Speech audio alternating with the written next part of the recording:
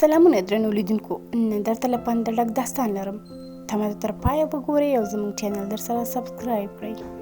په کاناډا کې یو زوړ سړی د ډوډۍ غلا په تور محکمې ته غوښتل شوی و.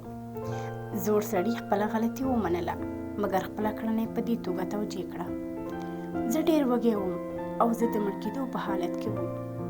قاضي وویل: تاسو پوهیږئ چې تاسو یو غل یاست او د دې لپاره به زه تاسې $10 جریمه کړم، او زه پوهیږم چې تاسو دا نشئ ورکولی، نو زه به ستاسو په ځای جریمه ورکړم. په دې شیبه کې هر څوک چوپ و او لیدلي چې قاضي له خپل جیب څخه $10 واخیستل او له خزانه دار څخه یې وغوښتل چې د زاړه سړي جزا تادیه کړي. بیا ولاړ شو او لیدونکو ته یې وویل: تاسو ټول محکوم یاست او تاسو باید هر یو $10 جریمه ورکړئ، ځکه چې تاسو په داسې ښار کې اوسیږئ چې یو غریب سړی باید د ډوډۍ یوه برخه غلا کړي، په داسې حال کې چې دا داسې یو ښار دی چې اکثره خلک یې بې نیازه او مالداره دي. په دې محکمه کې د قاضي د امر په اورېدو سره سمدستي ټولو خلکو پیسې راواخیستې او ټولو جمع کړي.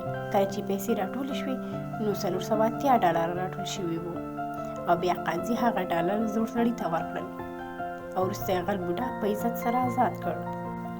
مرحوم شیخ شروي وایي: که تاسې په ښار کې غریب مسلمان وینئ، وپوهیږئ چې د ښار شتمنو د هغه ملکیت غلا کړی دی او ټوله شتمني د هماغه غریب مسلمان له مال او ملکیت څخه لاسته راوړي.